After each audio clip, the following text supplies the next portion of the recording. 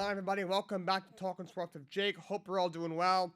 Sorry, no show yesterday. My school's Wi-Fi shut down, so I couldn't, so this podcast week didn't work, unfortunately. But we are back. A lot of MLB Free Agency news. Nothing like huge. Obviously, all the big signings are done. We got, MLB previews is actually coming up. I'll mention that in a few minutes. But New York Mets extend Jeff McNeil 4-year, $50 million extension. Very good deal for the Mets. They're not completely robbing him because, the first 2 years they're buying out his arbitration, and the next two, the salary does jump a bit, but still, very good deal. I heard from some sources McNeil took the deals because he doesn't hit for a lot of power. He's only gonna give him no more than probably 8 or 10 home runs a season, and because he entered the league a little bit later than some guys, he'll be on the wrong side of 30 by the time he hits the open market. So he decided to take a little more team-friendly deal than opposed to taking a chance on the open market. So Mets lock him down. Phillies bring in Josh Harrison, 1 year, $2 million. Phillies need some depth on their bench, and they get it. Harris, not a great hitter anymore. Only had an OPS of 680 something last year, but it was a real nice pickup for the Phillies. He can play all over the field defensively. Proven veteran. Been all over the place. He was in Pittsburgh for a while. He's continuing his tour of the NL East. He was in Washington briefly. I think he was in. Was he in? I thought there was another team in NL East. He was definitely in Washington. Maybe just Washington, but still, he was in Philly. He was in the Detroit Tigers and AL Central. So he's been around. He's been around a while. They had him. The Tampa Bay Rays extend two guys. They're starting third baseman Yandy Diaz, gets 3 years, $24 million. It's a good sign. He's a guy who can hit 300. He's like a 290 career hitter. He hit 300 last year. Not a ton of power, but he can hit for a high average. He can get to the base, can drive in runs. Very good, versatile defender. Can hit lead off. He's a good player. Also extend Pete Fairbanks, 3 years, $12 million. He's their closer. After coming off the IL in July last year, was lights out, one of the best young relievers in the game. Rays lock him down for another 3 years, so two good extensions by the Rays. The Atlanta Braves, actually, they extended their manager, Brian Snitker, through 2025. Good move. He's one of the league's best managers. He has a World Series ring for a reason. Texas Rangers had to add some depth. They signed Clint Frazier and Denny Duffy to a minor league deal. Frazier, of course, is an outfielder. Was a top prospect for the Yankees a while back. They thought, he came up in Cleveland, and the Yankees got him in the Andrew Miller trade. And Andrew Miller, the reliever, had that crazy postseason 2016 with Cleveland. They got him in that trade. They're expected to be their center fielder of the future, and never panned out. He's bounced around. Last year, played just 19 games with the Cubs, hit like 215, and then he got DFA'd. Danny Duffy, who back in 2015 with the World Series winning Royals looked like a budding frontline starter. He's had a lot of injuries, has not been quite as consistent, has really hampered him. He's bounced around as well. He was in the Dodgers minor league system for the most part last year. Texas signed him to a minor league deal, so they another veteran with injury problems to the remaining rotation. That's basically what they're looking at. If they stay healthy, they could have a great rotation. If not, could be messy. We'll see what happens in Texas. Alex Colomé signs a minor league deal with Washington. Washington just needs some buys at this point. Colomé was once an all-star closer, but last year had a rough year, ERA close to 6. He's bounced around. Been around a while. Washington probably figured, all right, if he works out, we can trade him. We can trade him at the trade deadline. If not, they can either just keep him for depth or cut him. He's not making much money. The Royals re-signed Zach Greinke to a 1-year deal. Greinke is not even close to the pitcher he once was. The guy who would probably be in the Hall of Fame one day, but he's still a decent fifth starter. Was in Kansas City in his second stint. He's where it all started for Zach Greinke, and he's back. San Francisco Giants add Roberto Perez, who's not a very good hitter, but he's a great defender. Get some depth at catcher. You got Joey Bart. You know what you're going to get from him. He's still young. He's shown in his rookie year last year, so we'll see what happens. And some news about the World Baseball Classic. Cuba adds Yoel Moncada and Luis Robert from the White Sox. They also had Yoenis Cespedes, former MLB All-Star, has not played in MLB since 2020. Last time he played a full season was probably 2016. He was in Detroit, was in Boston. He, of course, started in Oakland, was with the Mets, had some great years for the Mets. Now, when he was healthy, he was a beast, but a lot of injuries kind of ruined his career. He's also going to play for Cuba, so we'll see what happens with that. Something kind of embarrassing happened. Justin Verlander and Cindy Alcantara were the Cy Young winners last year in MLB. Verlander is now with the Mets, of course, but last year, of course, was with the Astros, won in the American League. Alcantara with the Marlins, won in the National League. And their award said Most Valuable Pitcher, not Cy Young Award winner. And they spelled valuable wrong. Because that league is run so poorly. They fumble the bag every single day. Unbelievable. A couple more things. First of all, the Orioles GM Mike Elias thinks the Orioles will make the playoffs this year. So it'd be interesting if they don't. What they do? Will they make a manager change with Braden Hyde? We'll see. Or last year, of course, took a big step forward. When they had like 83 wins, didn't make it, but got kind of close. See what happens this year. And tomorrow, I'm going to do an MLB preview, team by team, division by division. So keep your eyes peeled for that. Tomorrow will be a fun one. On to hockey scores from last night. It was only one game, and the Winnipeg Jets beat the St. Louis Blues 4-2. Not too many games for the next few days, and then we'll go into the All-Star break. But when Winnipeg beats the Blues, are falling apart. They've lost like 4 or 5 in a row. And let's check the standings in the Eastern Conference. You got Boston, 81 points. Wow, we're not even at the break, and they have 81. That's crazy. 37-5. You got Carolina in second with 72. Toronto in third with 70. Devils, and they're in fourth with 68. Lightning in fifth with 65. Rangers in sixth with 62. Capitals in seventh with 58. Pittsburgh's is in eighth with 57. Buffalo is just 1 point back of Pittsburgh. Islanders are only 2 points down. And breaking news, Islanders make a big trade. They acquire a Bo Horvat, who has 31 goals and 54 points on the year for the Vancouver Canucks. They acquire him from the club. They give up Anthony Beauvillier, who's a young player. They give up one of their top prospects, Atu Roddy, and a top 12 protected first-round pick. Here's the thing with this. So Horvat's a great player. He's just 27 years old. Very underrated. He's a guy that can give you 35 goals, 70, 80 points. He's a great player. The Islanders, the Islanders' current goals leader before the trade was they didn't have a single guy with more than 19 goals. They have a single 20-goal scorer on their team. Now they add a 30-goal scorer. Well, he's a decent young player. He first came up, was going to be a potential star. Has kind of fallen off a little bit. Hasn't been great this year. Probably needs a fresh start. Atu Roddy's flash. He hasn't got a ton of playing time this year, but he's got a lot of talent. He goes to Vancouver. And that pick is top 12 protected. I think the Islanders got to lock him up. They got to extend him. I mean, his cap this year is 5.7. Obviously, at this point, it's prorated because they're getting him. They've already played 52 games, so he's only going to play another, 30 or 30 some odd games for them post 82. So obviously, it's prorated. And Vancouver is paying 25% of the salary anyway. And the thing is, Beauvillier and Roddy might be a better asset for Vancouver. Beauvillier, I think, in the right system, could be a game changer. I think you're going to need to change the scenery. Atu Roddy, I think he's a young prospect that could work for the Islanders. But prospect hugging is not something I love or in any sport. And if the Islanders do want to win now, which it appears they do, who knows what's going on with that organization? With Lou Lamoriello running the show, they're a poverty franchise. But at least with the move they just made, it appears they want to win now. And they want to win now.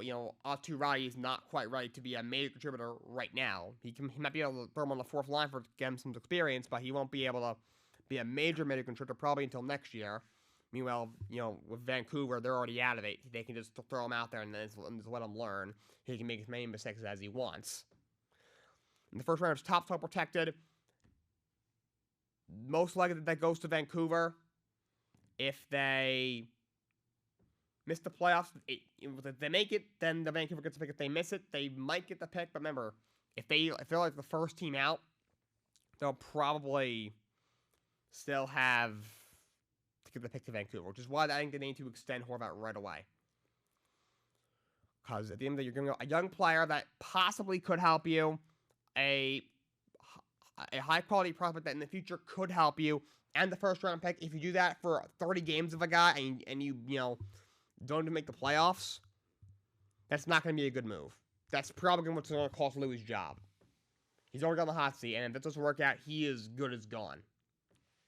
If they're able to lock him up and they're able to get to the playoffs, even if they lose in the first round, which is very likely, then it's unfortunately losing the first round. But going into the year, this team, I mean, I didn't have to see making the playoffs. This team is not that good. They got no scoring, but outside of Horvat.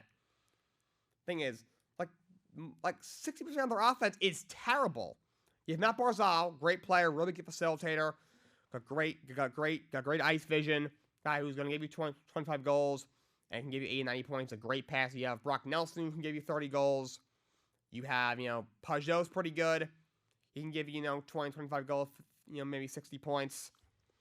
Now you bring in Horvat, who's the guy that can give you 30-plus goals and probably 80-plus points. That's a big add, but after that, you got nothing there.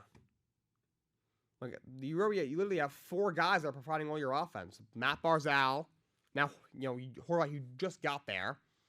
You got Brock Nelson and Pajot. Like there's really no one else on that squad. Like Bouvier wasn't doing much. Now he's gone. So like I don't know. This team might just steal the 7 or the 8 seed. But if they're going to play, Boston or Carolina in the first round, they're going to get smacked. Boston probably sweeps them. Carolina beats them probably in at least 5, if not a sweep. They better hope that Toronto gets hot in the regular season and then grabs the top seed and they end up playing Toronto and they get lucky because Toronto can't win the first round. You look at in the Metropolitan right now, I think they're like 5th. They're like 5th or 6th in that division because you got New Jersey is up there. Tampa's there. You got the Rangers ahead of you, right? Ahead of them, you got the Metro. You got Carolina's first, then New Jersey, then the Rangers. You got Tampa. And you got Washington, Pittsburgh. They're like 6th in that division. Now, if they're gonna end up playing, they're gonna probably Boston or Carolina in the first round. They're not. They're lucky they win a game in that series. So they have to extend them. I'm not sure if I would have done it. I mean, yes, the goal scorer, but like, if this takes you from going from finishing a few points out to getting smashed by Boston in the first round, all right, getting in the playoffs, better than not making the playoffs. To me, it was the desperation move. This team was desperate, absolutely desperate. Lou knows his job is on the line. Lane Lambert knows his job is on the line. If this team doesn't make the playoffs, they're going to look at Lou. They're going to look at this roster constructor. They're like, most of these guys Garth Snow drafted and brought in. Lou hasn't done a damn thing since he's been in there. Brought in a bunch of old guys. They're going to look. They're going to realize this team is past its window. Their window was open. They were in conference finals 2 years in a row, and they couldn't follow up. They swung and they missed. They're going to get rid of him. They're going to look at Lambert like, well, I mean, Lambert. The team, just wasn't that good last year. Still wasn't that good. The hiring was already criticized when they did it. Clearly, Trotz is a better coach than Lambert. No one's doubting that. Not even Islander fans doubt that. It's obvious. Trotz is a Hall of Famer. Like Lambert, the first timer. Obviously, doesn't have the experience. You might look at his team like, Lou, he's Lou's puppet anyway. Might as well let him go too. So Lane and Lou know that their jobs are on the line, so they got desperate. To me, it was kind of a desperate move, but if they do lock him up, that is a valuable asset for their future. We'll see what happens, but the Islanders make that move. Rest of the Eastern Conference got Florida, who's starting to play a little bit better. They are now just 3 points out of a spot. And you have Philly, and that who's like 7 or 8 points out. Then Detroit, and you got Ottawa, who's been disappointment after a big offseason. Then Montreal and Columbus. In the West, Dallas Stars in first in the West, 66 points. Then Winnipeg in second with 65. Seattle in third with 63. Vegas, who's struggling at one point, they were in first, to drop down to fourth with 62. Kings also have 62, but Vegas got a game in hand. Edmonton has 60 points. They're in sixth and seventh is Minnesota, 50 as you can see, the West is very tight. In eighth is Colorado with 57. Calgary also has 57, but Colorado's got 2 games in hand. Nashville's got 3 points out. St. Louis have dropped 8 points out. They've lost 5 in a row. They're getting demolished in those 5 games. I think they're being outscored like 23-10 in those 5 losses. They're not scoring many goals, and their defense and goaltending has been horrendous. They might need a coaching change with Craig Berube. It's just not working over there. Obviously, Vancouver's a mess. They pretty much right threw him a towel with that trade. And then San Jose, Arizona, Anaheim, Chicago right out the West. On to college basketball. Games from last night. You had number 6 Virginia over Syracuse, 67-62. You had number 10 Texas over number 11 Baylor in a Big 12 showdown, 76-71. And Texas Tech with a major upset over number 13 Iowa State, 80-77 in overtime. Big comeback win for them. They're down 17 at the half, and they came all the way back. Onto some NBA action. Scores from last night. You had the Magic over the Sixers, 119-109. Paul Moncaro, 29 points, 9 rebounds. Let me tell you something. Orlando obviously is inconsistent as a very young rebuilding team who's not quite ready yet. But when they're on, they can beat anybody. They have so much young talent. Boncaro, Franz Wagner, Bobo's coming into his own. Jalen Suggs is another good young player. They have so much young talent. In a couple of years, they're going to be a dangerous team. Nets over the Lakers, 121-104. Kyrie had 26 points in that one. I know Kyrie, he wants a 4-year, $200 million extension. But Nets are going to wait on that. Got the Kings over the T-Wolves, 118-111. De'Aaron Fox at 32 points. Warriors over the Thunder, 128-120. Steph had 38 points, 12 assists, 8 rebounds. Dude is absolutely insane shooting the basketball.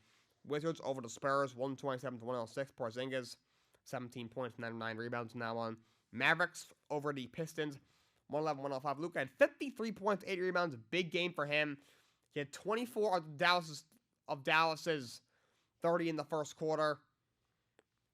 He had 53 of their 111. That's crazy. Suns over the Raptors, 114-106. Mikal Bridges had 29 points. And the Blazers over the Hawks, 129-125 in a shootout. Damian Lillard, 42 points. Jonathan Murray had 40 points from a loss. By the way, the Blazers offered Jeremy Grant a 4-year, $112 million extension. It's a max extension. Jeremy Grant might not take it, though. He might wait until the summer to decide what he's going to do. So I want to talk about the NBA All-Star starters in the Eastern Conference. In the backcourt, you had Donovan Mitchell nominated, who got his 4th nomination, and Kyrie Irving got his 8th nomination. In the front court, you had Kevin Durant, got his 13th nomination. Jason Tatum got his 4th nomination, and Giannis Antetokounmpo is the captain, got his 7th nomination. In the West, the backcourt was Stephen Curry got his 9th nomination, and Luka Doncic got his 4th nomination. Front court, you got Zion got his 2nd nomination, first time as a starter. Nikola Jokic, of course, his 5th nomination, and LeBron got his 19th nomination. Here are my thoughts. On the East, I'm down with Spida and Kyrie backcourt. They deserve it. Spida deserves it. I can't stand Kyrie. I've been very outspoken about that. I think he's a terrible person. He's very brittle. But I do think he deserved it. Despite missing a bunch of games a year, he probably did deserve it. Front court, I think I would have said Jason Tatum over Giannis as the captain. That's not a huge deal, but in my opinion, I think Tatum was slightly better than Giannis so far. So I would say Tatum for the slight edge for the captain. Now, I think Joel Embiid should have been in there over Kevin Durant. Durant's amazing. His absolutely should be an all-star. Not even the discussion. But they both missed games. Embiid's missed a lot less games. I think his numbers are a little better. So I would have had Embiid over Durant. In the West, Steph and Luka, I think that's a correct back. We're obviously got to have Luka in there as a starter. With Steph, he missed a bunch of time, but I do think he's the best option. His numbers have been fantastic when he's been out there. I don't think Zion should have been a starter. Power forwards and for that power forward position, I think there were some better guys. I mean, AD in my opinion is going to play in the game. AD missed even more time than Zion has this year, but he probably was better. Even Lauri Markkanen, I think, could got some more love. And with LeBron, I've been outspoken about how much I'm not a fan of LeBron, how I don't think he should be even in the GOAT conversation. I think he's a top 5 player all time. And this whole chasing Kareem Hill, I think, is stupid and annoying. But let's be real. Should he have been the All-Star captain? Come on. It's only because he's LeBron and because of this whole Kareem chase. It should have been Jokic or Luka, not LeBron. Not LeBron. He's not even top 5 in the league. I think you got Giannis, Tatum, Jokic, Luka, and KD are the top 5 guys in any order. It's non-negotiable. And then you could talk about, guys like, then Stephen Curry and LeBron and those guys. But LeBron also captain. I don't agree with that. I do not agree with that at all. I'll talk about some NFL coaching stuff. Not too much, but Kellen Moore, who the Cowboys fired as their offensive coordinator on Sunday, has been hired. Yesterday was hired as the offensive coordinator of the Chargers, so he didn't have trouble finding work. I mean, here's the thing. I think Kellen Moore is extremely overrated. I don't think he's that good. Like I said, very overrated. But he's working with Justin Herbert, Keenan Allen, and Mike Williams. He could probably with that. If you can't success with that offense, there's something wrong with you. We'll see what happens, but that's what happened, of course, in the Conference Championship and NFC Championship. Eagles destroyed the Niners, who, of course, most of the game had Josh Johnson in there with Brock Purdy getting hurt. He's got torn ACL. He's out 6 months, unfortunately. 31-7. And then you have the Chiefs over the Bengals in a great game, 23-20. But both teams that lost were really cocky. I mean, Niners, they put the Niners on the Rocky statues, calling them Brocky, and they got blown out. Yes, they lost their quarterback. They were on their 4th-string quarterback, but also I thought Kyle Shanahan's play calling was not good. Their defense is getting lit up despite Jalen Hurts not even having a great game. And they couldn't stop the run. They were way too undisciplined. Give me a break. And the AFC Championship, everyone's talking about the flags. I thought there were all a bunch of flags on the Bengals that shouldn't have. The third down was weird. You had Bengals stopped them and they said, "Oh no, we blew the play dead. You got to do it over again." That was weird. And then they stopped them, and then they got called for a penalty.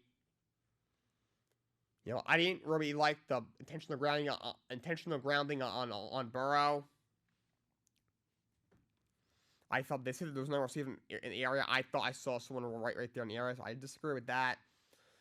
You can make an argument that they should have been roughing the passer, right before the Joseph Ossai, right before they gave it back to the Chiefs, and Joe Ossai did what he did. I mean, it was also not a hard hit. He lightly shoved them. It was late. I don't know, that was kind of borderline. But also the Joseph Ossai penalty. That's an obvious penalty. No one's arguing that. I'm not saying they are, but that was an obvious penalty. That's an obvious. Mahomes was 5 yards out of bounds. You can't, the guy. Come on. And the Bengals made a lot of mistakes. Their O-line was awful. I mean, they had 3 guys out. I'm not surprised, but their offensive line couldn't stop the Chiefs' pass rush. Burrow was sacked 5 times. Burrow didn't play that well. He had 2 picks. Guy probably had 7 picks all season or something like that. He threw 2 picks in that one game. Mahomes on one leg and he's lighting up the Bengals defense, which is a good defense. And I thought there was some the illegal touching. Yeah, they had that one. And then you had the taunting one on the Chiefs. O-line was awful. No one's talking about that.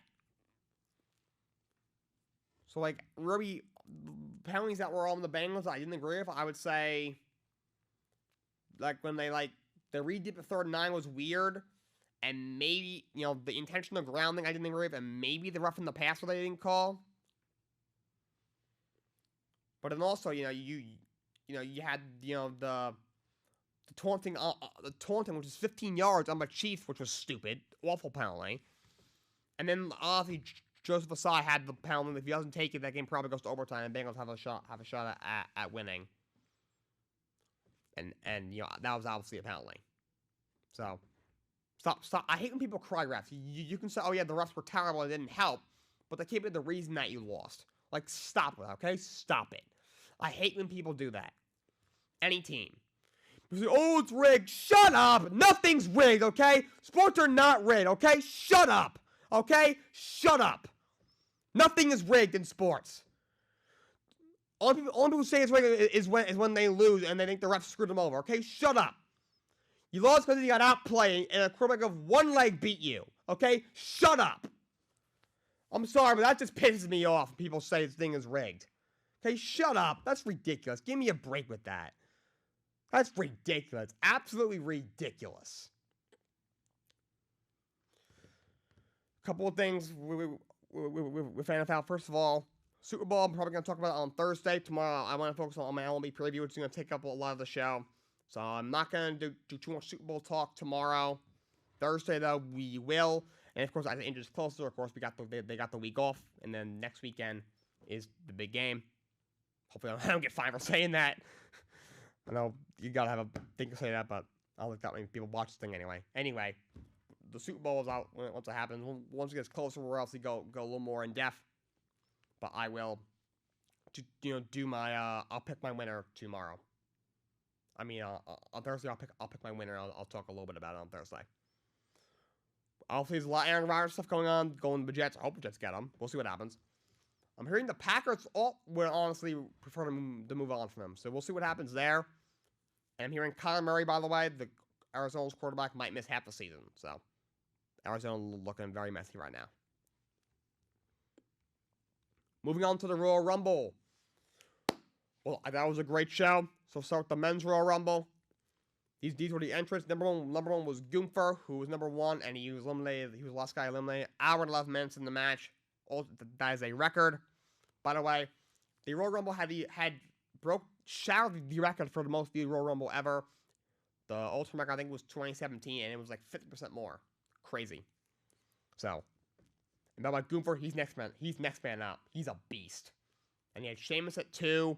He had The Miz at 3. At 4, you had Kofi Kingston. At 5, you had Johnny Gargano. 6, you had Xavier Woods. 7, you had Karrion Kross. 8, you had Chad Gable. 9, you had Drew McIntyre. 10, you had Santos Escobar.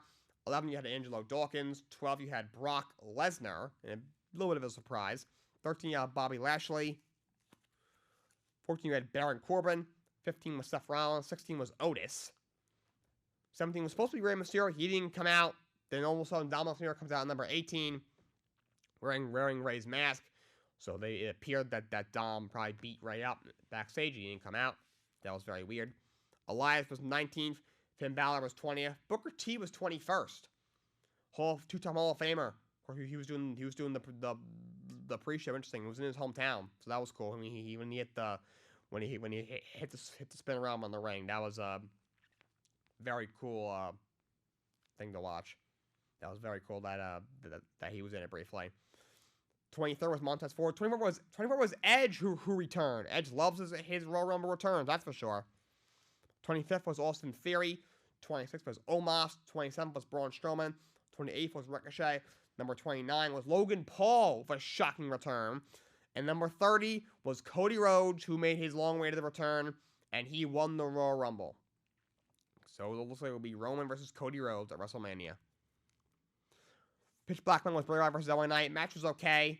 The visual was probably the best part of it. It was short. Bray Wyatt won. And then he beat the crap out of LA Knight afterwards. And then Uncle Harry jumped off the top of that balcony, threw LA Knight, and then you saw the flames go up.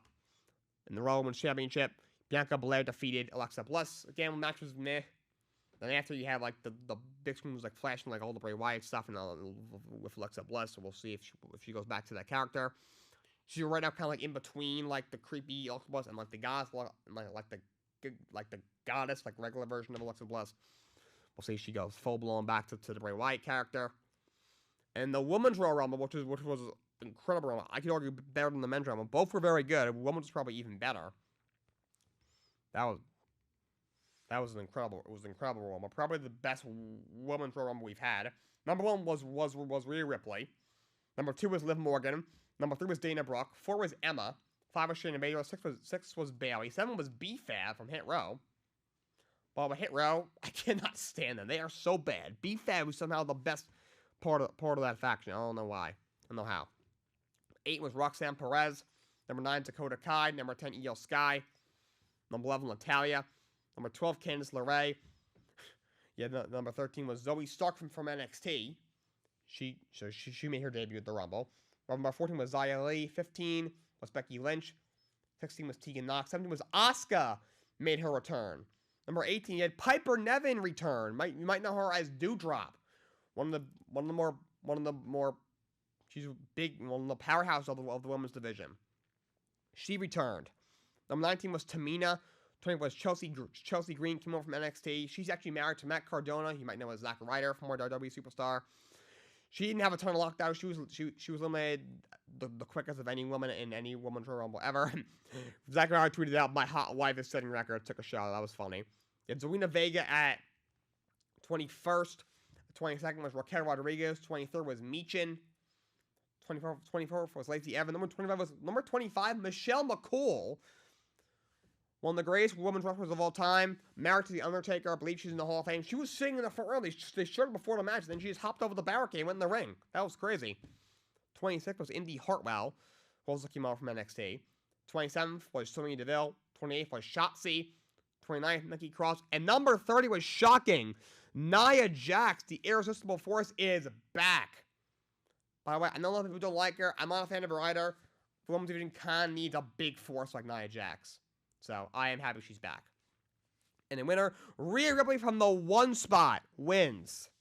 What a win for Rhea Ripley. And the undisputed WWE Universal Championship match, Roman Reigns defeated Kevin Owens. Afterwards, the Bloodline attacked Kevin Owens. Roman was about to hit him with a chair when Kevin was handcuffed to the ring and basically unconscious. So then Sami Zayn stepped in front of him and said, this is blood, you don't gotta do this. Roman then shoved the chair in Sami's chest, said, you gotta do it. He's gonna string him. This is how you become a full-blown member of the Bloodline. And Sami Zayn, what might go down as a defining moment in the history of the company, smashed Roman in the back of the chair, turned on the Bloodline. Of course, Jey Uso and Solo Sikoa and Roman Reigns and attacked Sami Zayn. Jey Uso walked out of the ring, stormed out of the ring in tears because he really liked Sami Zayn, and that's how the show ended. What a Royal Rumble. That's all I got for you guys today. Until next time, so long, and have a great day.